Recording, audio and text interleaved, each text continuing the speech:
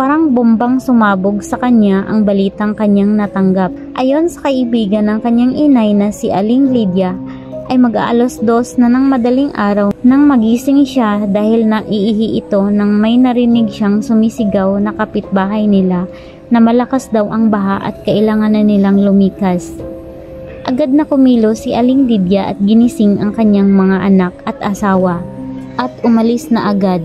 Wala man lang silang nadalang mga gamit dahil maaabutan na sila ng malakas na baha at isa sa pamilya ni Carmela sa mga natangay ng malaki at malakas na baha. Ang masakit, nadamay pati ang kanyang pinakamamahal na si Gwen.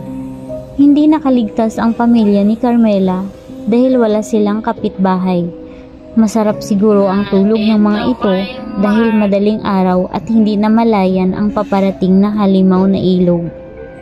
Natagpuan na lamang daw ang bangkay ng kanyang itay, katabi nito ang kanyang anak na si Gwen sa di kalayuan sa kung saan nakatayo ang bahay nila Aling Lydia. Magkatabi ang maglolo dahil siguro ay yakap-yakap ng kanyang itay ang kanyang anak habang nakikipaglaban sa halimaw na agos ng ilog. Dahil siguro sa sobrang lakas ng agos ay hindi nila nakayanan at bumigay na ang kanilang katawan, habang ang kanyang ina ay pinaghahanap pa.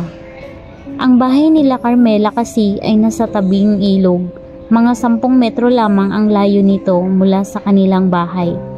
Hindi inakala ni Carmela na ganoon ang mangyayari dahil ilang beses namang bumagyo at malakas ang ulan ay wala namang masamang nangyari sa kanilang bahay at iba pang kabahayan na malapit sa ilog.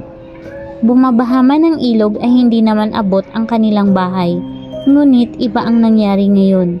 Ito ang pinakakauna-unahang nangyari sa ilog na iyon at isa itong malaking trahedya para sa mga nawalan ng mahal sa buhay at mga kabahayan na naanod. Maraming taong naanod at mga kabahayan, kabilang na ang pamilya ni Carmela. Ang nasa isip niya ng mga panahon na iyon ay umuwi siya sa kanilang probinsya. Parang walang lakas si Carmela para tumayo dahil kailangan niyang mag-impake para umuwi.